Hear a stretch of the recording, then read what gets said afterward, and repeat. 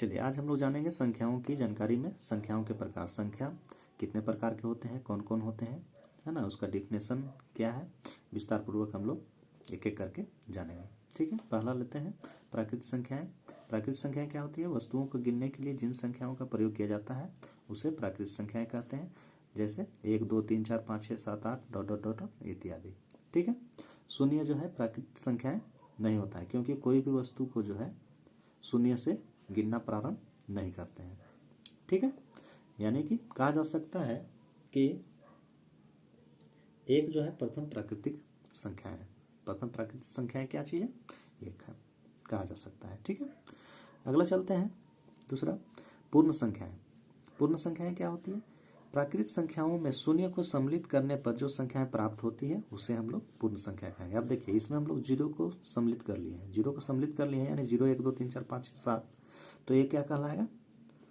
पूर्ण संख्या कहलाएगा। ठीक है, और उसी प्रकार से हम लोग देखते हैं पूर्णांक संख्याएं। पूर्णांक संख्याएं क्या होती है?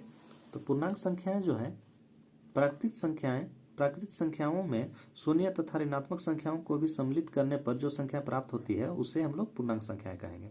ठीक है, जैसे -5 -4 -3 -2 -1 0 1 2 3 4 5 डॉट डॉट डॉट, ये सब क्या चीज़ है? हमारे पूर्णांक संख्याएं कहलाएगी। इसमें क्या चीज़ है? माइनस में हम लोग सम्मिलित कर लिए हैं, यानी ऋणात्मक संख्याएं जो है सम्मिलित कर लेंगे, उसे हम लोग पूर्णांक संख्याएं कहेंगे। ठीक है, चलिए उसी प्रकार से हम लोग देखते हैं सम संख्याएं। सम संख्याएं क्या होती है? वे प्राकृतिक संख्याएं जिनमें 2 से भाग देने पर पूर्णतः विभाजित हो जाए एवं शेष शून्य बचेगा, उसे हम लोग सम संख्याएं कहेंगे। जैसे 2 4 6 8 10 12 डॉट डॉट डॉट डॉट, ये सब क्या चीज़ है? सम संख्याएं कहलाएंगे। ठीक है, चलिए उसी प्रकार से हम लोग जानेंगे विषम संख्याएं। विषम संख्याएं क्या कहलाएगा? विषम संख्याएं वे प्राकृतिक संख्याएं जिनमें 2 से भाग देने पर पूर्णतः विभाजित न हो तथा शेष 1 बचेगा, है ना, उसे हम लोग विषम संख्याएं कहेंगे। ठीक है, जैसे 1 3 5 7 9 11 डॉट डॉट डॉट डॉट, ये सब क्या चीज़ है? विषम संख्याएं हैं।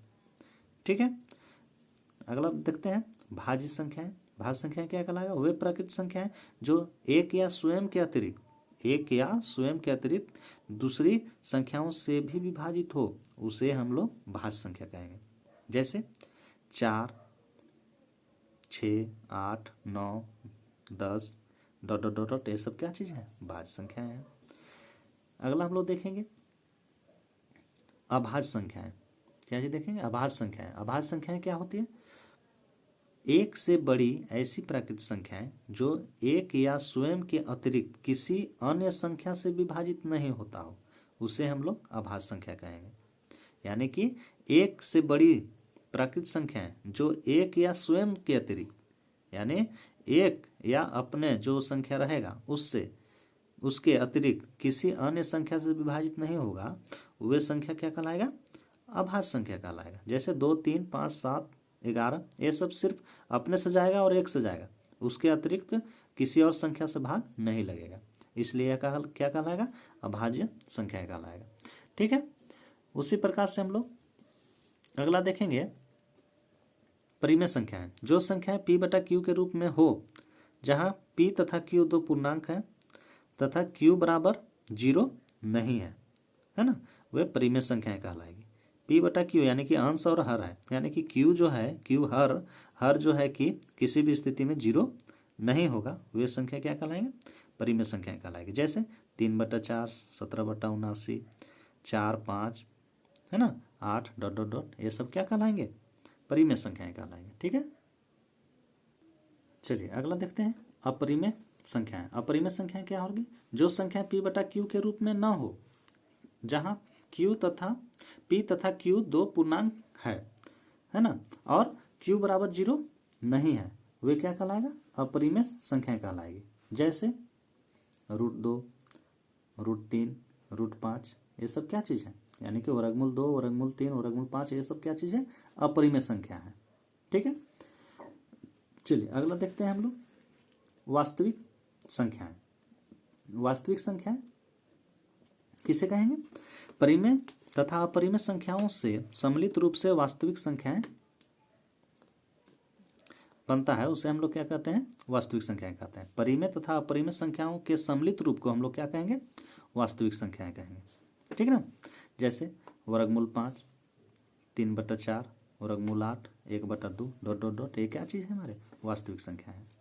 उसी प्रकार के से अगला देखेंगे क्रमागत सम संख्याएं। क्रमागत सम संख्याएं किसे कहेंगे? ऐसी सम संख्याएं जो क्रमिक रूप से लिखी गई हो, क्रमिक रूप से लिखी गई हो यानी कि क्रम से लिखा गया हो, उसे हम लोग क्या कहेंगे? क्रमागत सम संख्याएं कहेंगे। यानी ऐसी सम संख्या भी हो और वह क्रम से लिखी गई हो, उसे हम लोग क्या कहेंगे? सम संख्या। जैसे 2, 4, 6, 8, 10, 12, 14 डॉट डॉट डॉट डॉट। ये क्या चीज़ है? हमारे क्रमागत सम संख्याएं। ठीक है। उसी प्रकार से अगला देखेंगे हम लोग नेक्स्ट क्रमागत विषम संख्याएं। तो विषम संख्याएं ऐसी विषम संख्याएं जो क्रमिक रूप से लिखी गई हो, यानी क्रम से लिखा गया हो और वह क्रम से लिखा गया हो, उसे हम लोग क्या कहेंगे? विषम संख्या कहेंगे। ठीक है। जैसे 1, 3, 5, 7, 9, 11, 13, 15, ये सब क्या चीज़ है? क्रम से संख्या है और विषम संख्या भी है। तो इसलिए हम लोग इसे क्या कहेंगे? क्रमागत विषम संख्या। ठीक है, क्लियर।